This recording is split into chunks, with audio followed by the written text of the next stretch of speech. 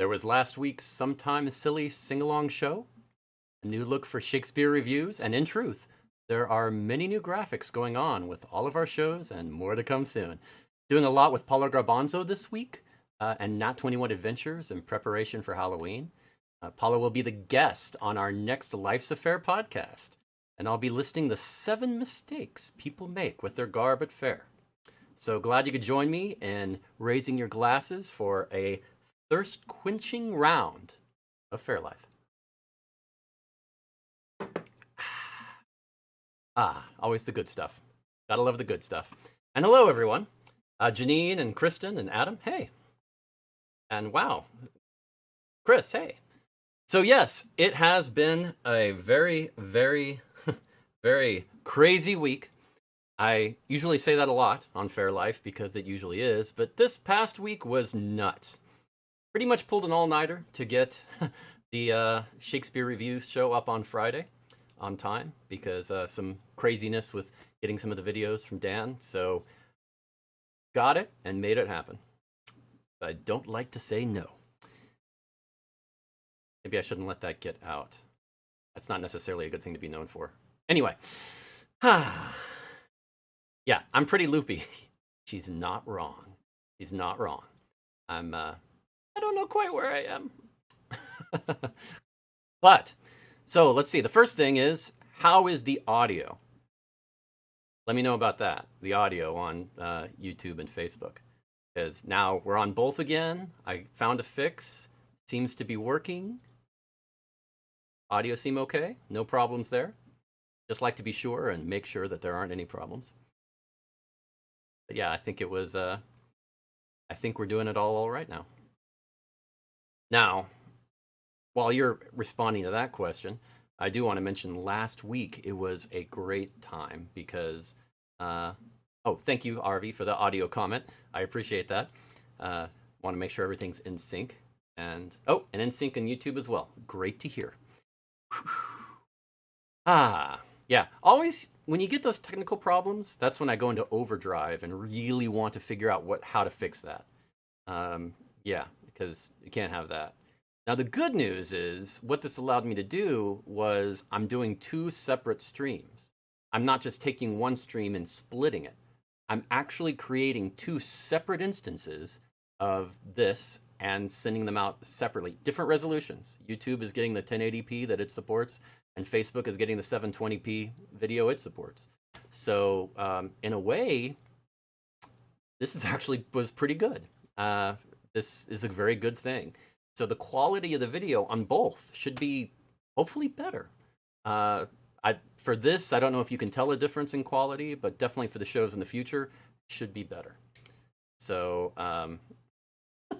and yes, and for the record, now that I'm reading it in the notes for Facebook, if we do have audio issues, it's now been deemed Alicia's fault. Since she has joined us here at Life's Affair.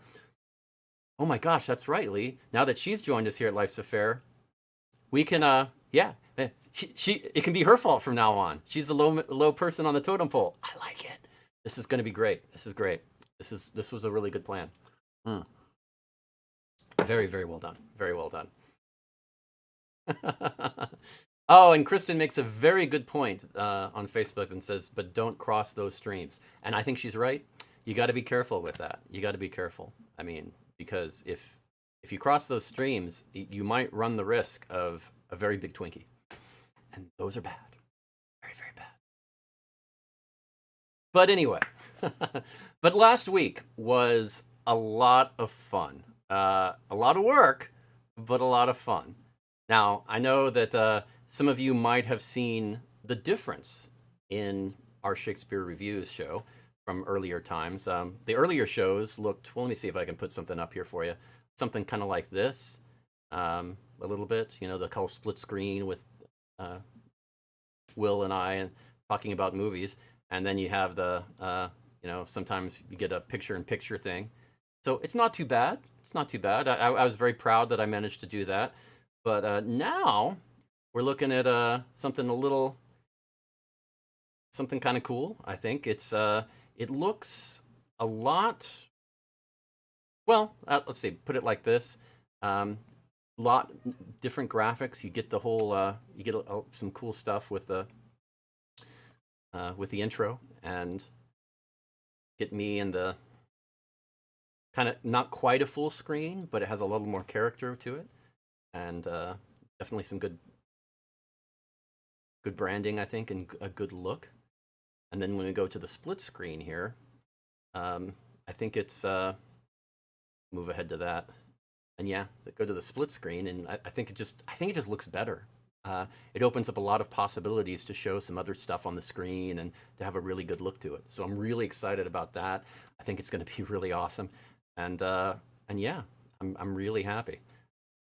It's yeah. I mean, tell me what you think. Did you like the new look? I mean, the other one is certainly a little more simple, and sometimes simple is good. But I think this branding I'm really happy with. So please, yeah, let me know what you think. But yeah, I do think that from right now the plan is for it to look more like this with some tweaks and everything from now on. Uh, and yeah, Leah is saying that her job title is lead enabler for Alacia. Interesting, interesting. I like that. That could come in handy because that's exactly what I've always needed, an enabler. Mm. But no, Alacia has done some amazing things over the last several months, and so bringing her on board was like a no-brainer, and I think she's going to really help out and do more great things with us. And that's kind of what we wanted to do, to expand and keep building Life's Affair and have a good time. So thank you, Alacia, for joining us here, and we really appreciate it. So Janine says she likes the sharing the screen equally design. Well, I mean, we kind of had that on the other one too, but if you mean the new one, yeah, I kind of like it. I kind of like the kind of the gold and red look, and yeah, with the whole curtain and how we've been doing it. So yeah, I'm pretty happy with that. But yeah, Shakespeare reviews looking good. Now, if also we had something really special last week too. We had the new sing along, that sing along show that totally Lee's idea. I'll give her total credit on that, and she threw it out, and I was just kind of like, that is brilliant. So totally went with it and ran with it. It turned out to be a lot more work than I was expecting, but that's okay because it was a lot of fun, and I, especially considering how everybody reacted to it, that was a bit of a surprise too. And oh, here we go.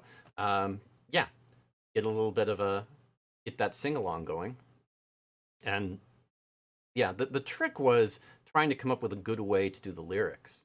And there's the classic whole follow the bouncing ball thing, and there's also the karaoke thing where you highlight the word as they sing it, and you're supposed to sing it. And I never really, I didn't want it to be karaoke, and I didn't want it to be too cheesy, so I went with just let's show the line like you're reading the lyrics in a music book, and you can sing along. I mean, all of these were songs that you either knew or probably had heard a little of if you've been at Fair. And I think the way I did the lyrics, I'm very happy with. So I hope you are too. Please give me feedback if you have any comments on it, if you thought it should be more this way or more that way. But so far, yeah, I was genuinely pleased how it turned out. And right now, the current plan is to do some more of those in the future. And I think it'll be a good thing that it'll be like a special that every once in a while we can put together and have like, okay, these groups that you've seen, here's some sing-alongs, sing-along songs from all of them, and kind of do that as a good compilation thing. I think it's going to be a lot of fun. Oh, and this last one here, Fair to Midland, I was going to use one of their songs from the show they did for us, and they're like, no, we can do better. No, we'll do it. So they filmed this specifically for the sing-along show in France, where they are. So I was so thrilled about that. So thanks to them so much for doing that. It was a lot of fun to do. And that's the other thing. Alacia, she said, correct some of the misheard lyrics. Some of the groups, they have, of course, musicians have their own way of doing things. I mean, they don't always follow this straight version that this group from 20 years ago did. They'll put their own spin on music. They're supposed to. That's how you show you're not a concert musician. You are you're a performer. You make it your own. And so they would change a few words here, change a few words there, and that was actually the toughest part of doing it, going through and having to find the differences from the traditional lyrics that I was familiar with, and just kind of going, oh, okay, they say this here as opposed to that. It took a lot longer than I was expecting. By the second or third song, I got a lot better at it. I found a good way to streamline it and make it quick, but it was an interesting process. So I hope all of you liked it. It was a lot of fun to do. So yeah, definitely like that. Good stuff. Now, I want to go ahead and talk about the 7 mistakes that people make with garb at Faire. I know all of you watching can't think of a single one because you've never seen anybody make a mistake at Faire with their garb. No, hardly ever happens. But I thought I really tried to come up with a few of those rarities that you hardly ever see. So yeah, I thought that was the way to do that. So hopefully hopefully you like some of them. Oh, and Kristen is saying, yeah, changes from Wild Mountain Time changes from Bower to Tower, and yeah, and it's everybody does it their own way. Sound of Music. Oh boy, we really are delayed here. Seems a little more than usual. So yes, let's talk about the 7 mistakes people make with their garbage. So number 7. Now this is one that's come up so many times on the podcast when I'm talking to people about advice they should give to others. Impractical footwear. I mean, come on. And impractical footwear.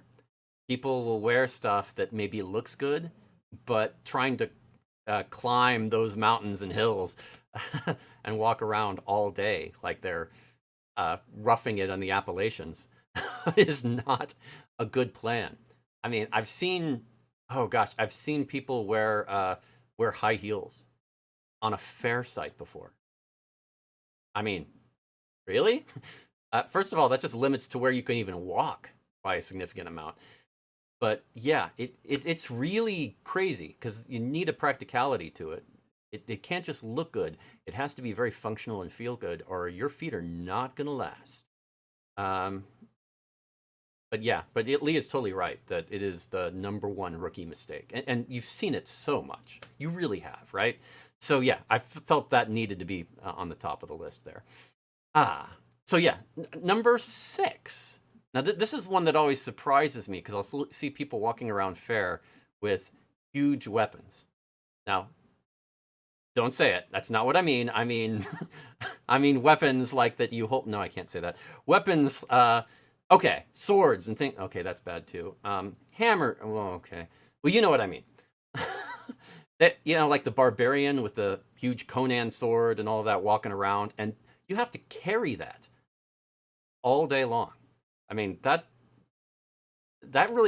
a bit heavy and cumbersome. And sometimes you'll see those people trying to do the whole anime thing with these ridiculously oversized swords that are much larger than they are. The whole 10-foot weapon. And it is pretty crazy. You can, you can do it, but I mean, you're not going to be able to walk in shops very easily. You're not going to be able to sit down for shows very easily. It's really so tough to do it. Is it really worth it? And okay, I'll admit there are a few outfits I've seen where I'd say it's probably worth it, but I think most of the time it's not. Definitely not. Yeah. And Jeremy's right. If they're helium filled, that's a separate thing, because not only do you have something that's very light, but you also can make funny voices throughout the day, and breathe in and just kind of, hi, how are you doing? That's very nice. And it's wonderful. So that I approve of, and that's different. And as the day goes on, the sword gets smaller and smaller and smaller because you've been sucking in all the helium. So it's a win-win. So that's good. That's good. And and Alicia's right. Sometimes your character calls for a lot of weapons, and sometimes a lot of small ones, sometimes a few large ones, and that's okay if your character calls for it. But you know, it's different from cast, because cast, they're playing a part. They're like in a play. For the patrons, I don't know. I don't know. I think that's a bit of a mistake there. So just something to be wary of is what my point. Um, yes. Okay. And here's another one that I think is really surprising when you don't see it. The number 5, pouch required. I mean, how many good costumes have you seen out there and they have no pouch? Nothing. They have no easy way to carry what they need, whether it's wallets or even water or anything. And they'll have like this totally, like you'll see somebody, a girl in this great outfit, and she has a purse on, and you're just kind of like, you couldn't get a pouch for that? Seriously? I mean, that's all. I mean, the rest of this outfit is so kick butt, and you really can't. It's just surprising. It's just surprising that they can't do that. Really? Jeremy says you can't release a helium-filled sword in Florida. Evidently, it's a felony. Well, breaking the law, breaking the law. Well, hey, what can you do? I'm sure Disney has some part in that, because whenever it's a law in Florida, it's usually partly Disney's fault. And yes, Lee, it makes a very good point. The outfit is not complete until you have a pouch. I think that is the best way to put it. I totally agree with that. I totally agree. So yes, pouches are important. Okay, middle of the road here. Number 4 reason or mistake that people make with their garb. And yeah, this is a big one. Weather inappropriate outfits. Like you get the barbarian who's out there in 40-degree weather with just like a loincloth and that's it. Or the light chainmail bikini type thing. Or you get somebody in in wool, this huge wool outfit with a cloak and all of this heavy stuff in 102-degree weather. And you're just kind of like, really? Really? Really? And that's kind of crazy. I think the first outfit you get for Faire needs to be adaptable. It needs to be something you can adapt for hot and you can adapt for cold. And then after that, future outfits, you need to get a cold weather outfit at pronto, if you're at a fair that is in the cold at all. Some aren't, fair enough. But if they're in the summer and that's the only fair you do. But if you start doing different fairs, get a cold weather outfit. And then you can adapt your main outfit to just warm weather, or get a third outfit as a warm weather outfit. That's the way to do it. Oh, yeah. Yeah, Michael with the Stormtrooper costume on a 90-degree day. But Stormtroopers, I mean, first of all, Stormtroopers, they're crazy in their own way. So that's just like, that's just like proof of concept there. I mean, it just makes sense that they would do that. And yes, Alicia's right about the barbarians asserting their dominance. And you're right, it is to prove how tough they are, but still. Oh, okay. As a show of fortification, Lady Prudence says she used to wear sandals. Okay. Yeah, okay.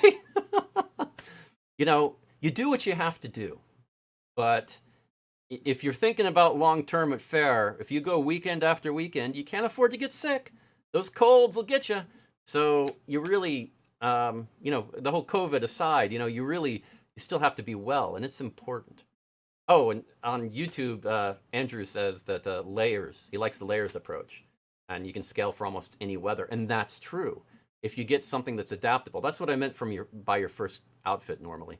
Just get something where you can take off layers, you can put on layers, and it works. Maybe it's not perfect for cold weather, maybe it's not perfect for warm weather, but it can work if you had to. It's somewhere in between, and it's adaptable. Later on, you want something that's perfect for wherever the main weather you have to deal with. So yeah, you can't. Maybe partly for me, it's because I'm a musician and I'm always very cautious about the temperature because it affects so many things that I do. Not just the instruments I play, or the music I do, but also you've got to stay well. You phlegm and uh, stop being stopped up. Very bad for a musician. So yes, not good. Okay, so now we are at number 3. Number 3. Here's a good one. Ill-fitting garb. You know what I'm talking about, because you get this garb that it just doesn't really fit. It doesn't look good. It looks like it looks like you went to the battle and raided some bodies afterwards just to kind of get some garb, and it really was not made for you. It just doesn't fit. It's just not good. And you know, I mean, the whole purpose of garb or a costume or any of that is to look good. I mean, that's why you do it. You don't do it to. I guess a few people might do it to blend in, but really, it normally you want to wear something that makes you stand out. I mean, maybe I come from the old days where not many people dressed up. So if you did dress up, you were standing out. Now a lot more people dress up than they did, but still, it seems mainly about looking good. So I'm a firm believer that you really need to have garb that fits well. And yeah, yeah.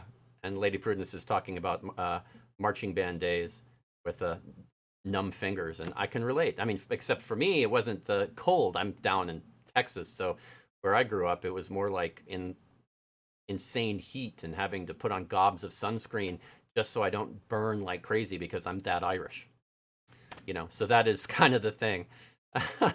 Yeah, never easy, never easy. Okay, now number 2, and this is just an obvious one.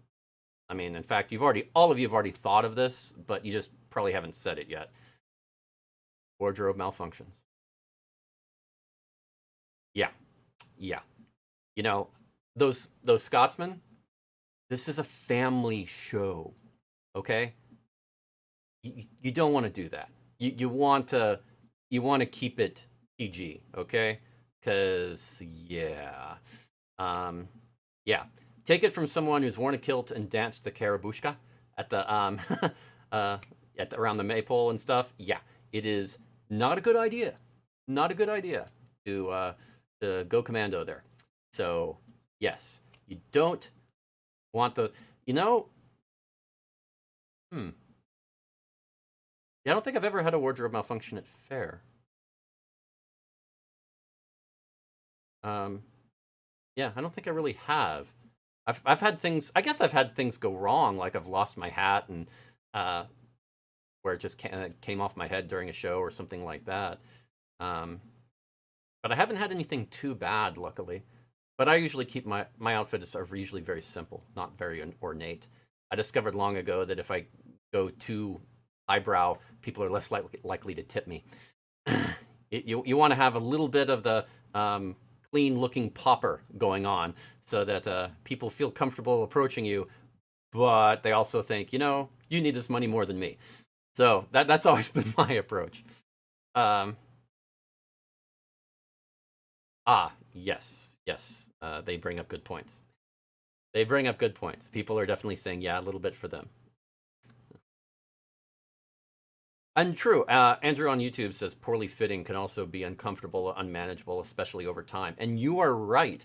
That is how that is that is how you get rashes on there. Where it does not feel good on your skin. You can get poorly fitting clothing. It can really be bad over time. Very bad for you. Okay, accordion straps from Hannah saying that broke. And yeah, I've had that. I've had the recorder come apart on me and not sound the same because I needed to get more cork grease on it. So yeah, I totally get that. So yes. And yes, Lady Prudence disagrees with my approach to tipping, but you're right. She, yeah, I mean, I think she needs to come across that way for her. She can pull that off.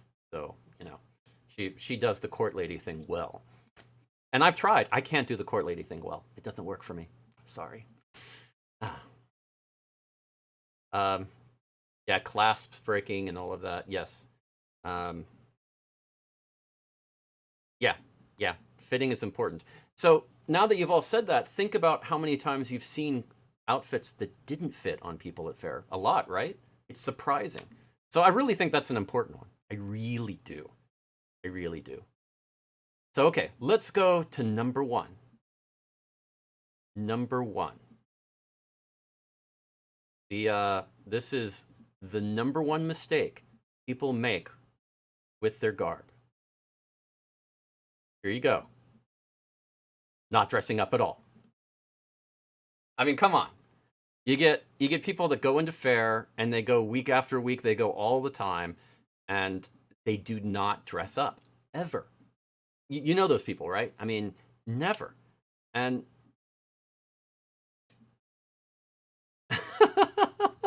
and Alacia says, that I'm nowhere near as utterly beautiful beautiful as. Oh, okay, sorry, as Lady Prudence. And yeah, okay, I'm gonna grant you that, and I'm fine with that. I can live with that fact. Yeah, beautiful lady, I am not, and she is, so that's fine. So yes, but yeah, not dressing up at all. It's still. I remember the '90s, the early '90s, when people were going to fair and not many dressed up. It was rare. It was an oddity. Playtrons were such a minority, and now, I mean, there are a good number of people that dress up, but still there are people that don't. And it always surprises me. I think that's a big mistake because these days it is so easy to get a costume together, a decently good costume together, for not much money. I mean, think about it 20 years ago and how much a costume cost, how much garb cost. I mean, it was pretty pricey. Now, oh my gosh. I mean, if you want to justify it, get a good one and wear it for Halloween too. I mean, come on. I mean, work it out. It's really, you can get some good stuff. And some of it you can, if you plan it right, you can even wear it outside of fair, depending on where you live. But yeah, I mean, there's a lot of possibilities there. So yeah, number one mistake, not dressing up. I think that just speaks for itself. So there you go. The 7 mistakes people make with their garb. And yes, even just a little hint of character is what Lady Princess. And I think you're right. Subtlety is often good. I mean, you can be, one of the best things is just having a few bits of garb and you can like try to make something out of it. I mean, the creativity can make some wonderful things. I've seen it, and that's always some of the best stuff. Ah, yeah, I think I did show up at a fair that I needed to go at to do some filming back like what a decade ago or something, and went to Scarby in plain clothes. It was one of the oddest experiences. Yeah, I haven't since. I just, yeah, it's just weird. I really can't be a patron at this point because it's too strange, way too strange for me. And yeah, yeah, you know, Lee makes an interesting point with the whole, if you if you dress up at fair, it's telling people that you want to play. And it's interesting because it didn't used to be that way. It used to be if you dressed up, people tended to leave you alone a bit because the families and the people that didn't dress up, they would come in, and that's who the cast members would go to and uh, entertain the kids and do all of that. But then when all these other people started dressing up, um, they started realizing that they're doing it because they want to play, and that whole mentality seemed to change a little bit. I'm not saying it was that absolute, but that's kind of the impression I've had. But yeah, yeah, totally different. Ah.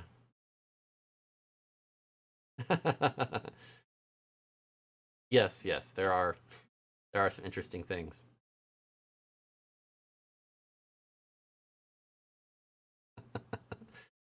So yeah, it's an interesting phenomenon. So 7 mistakes. That's my list of 7 for the evening. Always try to come up with something new. Ah. So yeah. So I said before, a lot of cool things going on this week with well, a lot of cool things going on this week. Paulo Garbanzo, who I know you're familiar with, a great juggler, hilarious guy. He's been on our shows, our channel before, and we are doing some stuff with him. He's going to be our guest on our podcast, the Life's a Fair podcast this week, and scheduling prompted us to reschedule a couple of times, but we're going to record it first thing tomorrow morning, so be awesome. And he is also going to be one of the people at our show on Thursday. Yes, we're going to get to see his show from Pennsylvania. We got a recording of him at Pennsylvania and the Mud Show over there. So it should be a lot of fun. You don't get to see a good mud show at every fair. I mean, there are some fairs that really have great mud shows, but there are plenty of fairs that don't have a mud show at all. And it's so some of you may not even have seen a mud show before. So I think this should be a lot of fun. Definitely something different. And it will be, that'll be on our Thursday Gathering a Fair show. Yeah, I think it's going to be interesting. I think it's going to be interesting. The quality, the video quality, ooh, very nice. Very nice.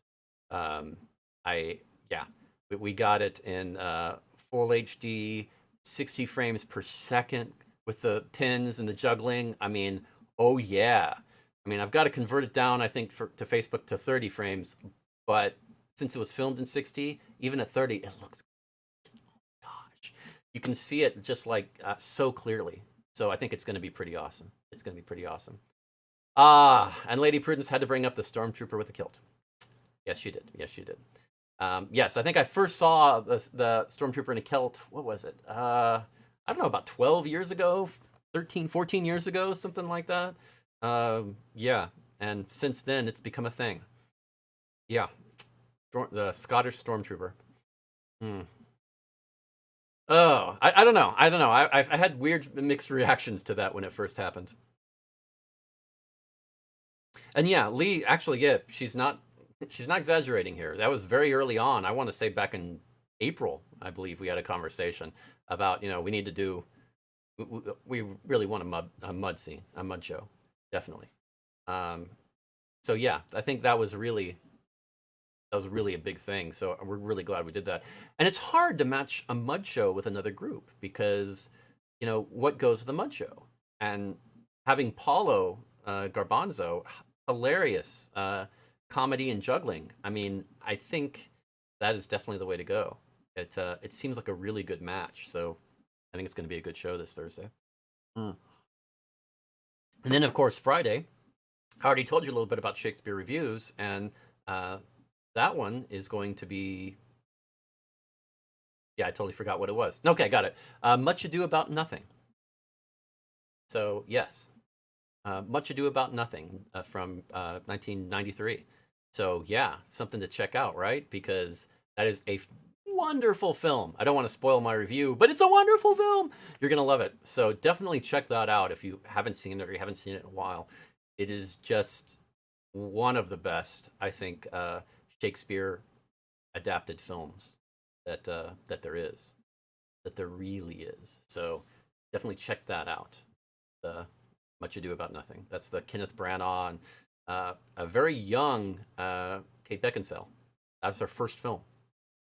She was 19 when she did that, and that was 10 years before she was doing Underworld and all of the vampires and werewolves.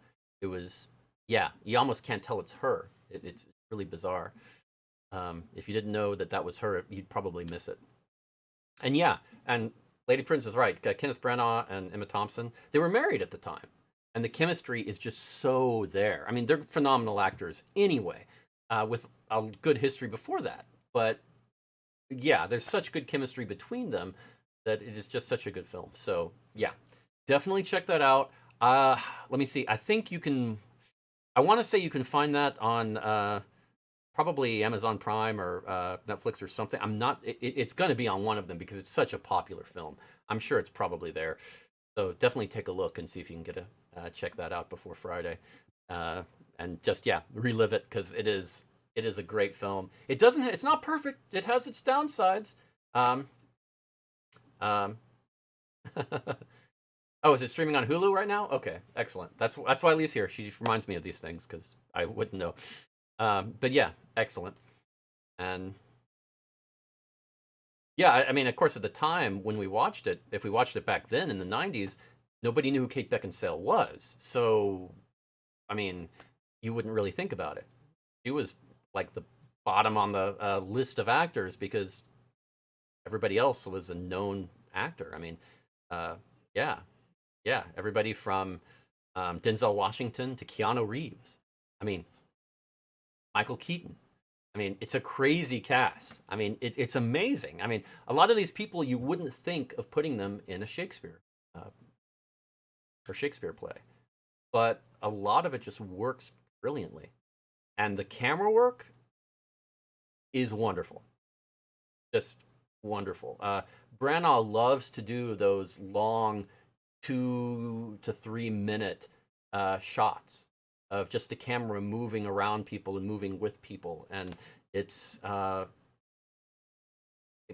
rehearsals that must have gone into that were probably extreme, but it was worth it because you really get wrapped up in it, and it adds a lot to the drama of Shakespeare. So yeah, as you can tell, yeah, I think it's okay. Oh, and Lady Prudence is saying she's not finding it on Hulu. Lee, uh-oh. Well, I'll let Lee do the searching on that because she's good at that.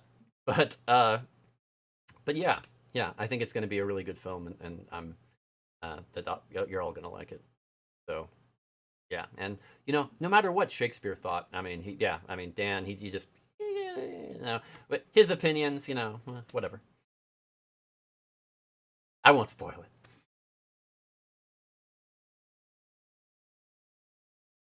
Okay, so good. They're checking. That's good. I was worried about that, but yeah. So anyway, that's going to be great. But we're like I said, Paulo, we're doing a lot with him because, well, I mean, he's on our podcast, he's on our show, and he's got this great Halloween show coming up with his Nat 21 group, and so we're going to talk a bit about that. They're doing a Nat 21 Halloween party kit. So what that means is you can order this kit and you get all this cool extra stuff so that you can help figure out riddles and be a part of the game. If you're not familiar with Nat 21, it's a gaming group that is a little interactive where you get to see these gamers interact with each other and you. But this takes it up a huge level where you get to really play more of a part and have a lot of fun. You are playing along with them. So definitely check that out. I'm sure Lee will put up a link for that or something. But um, and Alicia says I'm a bit of a spoiler tonight. Well, oh, good, it's on Prime. So yes, Lady Prudence says it is on Prime. Excellent. So Amazon Prime. There you go. I knew it was. I that's not the first thing I said. I thought it was. I thought it was Amazon Prime, but you never know. You never know. They keep switching everything around. It gets a little crazy sometimes. Uh, but yeah. Anyway, Halloween Party Kit. Check it out. Um, we'll talk a lot more about that on the podcast and uh, uh, probably a little more at the gathering. But it's just that's going to be interesting. I'm really looking forward to seeing how that works out because it's definitely taking up that interactive gaming thing a good step. So I think it's going to be quite interesting how it goes. So if you like gaming, check it out. It'd be fun. And yeah, check out Nat 21 regardless because it's that's a lot of fun just watching some real characters be characters in a gaming session. So, and if you're not that familiar with gaming, honestly, it's not a bad place to learn because watching them like that, you'll kind of gradually pick up the rules a little bit and start to understand it.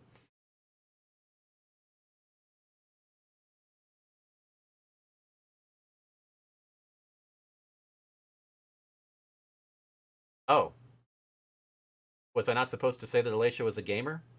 I'm sorry. Well, yeah, she's a gamer, by the way, just so you know. Likes games. So there you go. Sorry, I said it. My fault. Mm. That's what I do. But yeah, so now what have I learned from the last week? That's a good question. That is a very good question. What have I learned? I've learned that Andrew needs more sleep. And I've started doing that, but I'm not quite there. Tonight, I'm going to get a lot more sleep, and the next night, going to get a lot more sleep.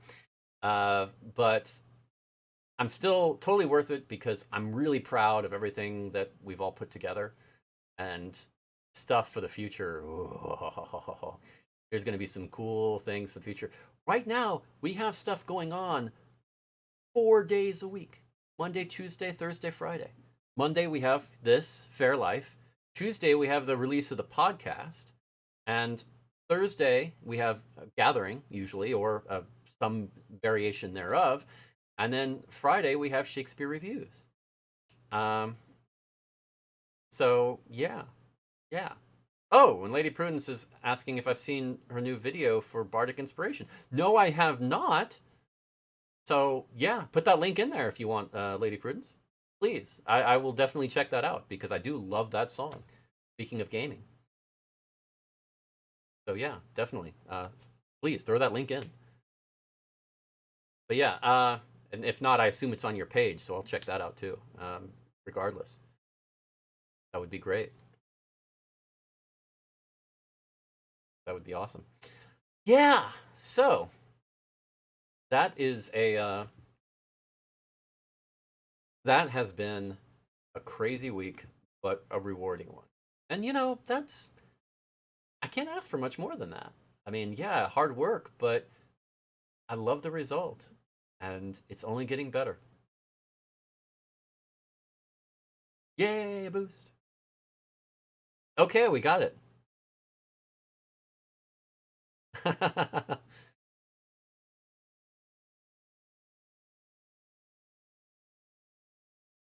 Right? Right? That's the whole thing. Yeah, and honestly, a lot of it I've been mostly working on graphics and video and doing that for the last week. That's most of what I've done. A little bit of tech stuff, and I still have a lot more of that to do, but I have made some good strides. Like, for instance, fixing the whole problem we were having with the audio sync on Facebook. But so we got that taken care of, and even improved it. So it's a win-win.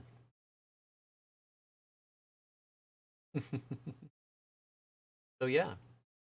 Well, I think I'm going to go ahead and call it there so everybody can relax a little bit and enjoy Lady Prudence's video because, well, I'll be honest, I'm going to watch it after this. So, in fact, let me just go ahead and right click over here. Yeah, so I'm going to copy that link. Got it. Okay. Um, yeah, so we'll have that ready to watch after this. But yeah, this is, as always, it's been a pleasure and always great to talk with you and hang out with you on Monday evening.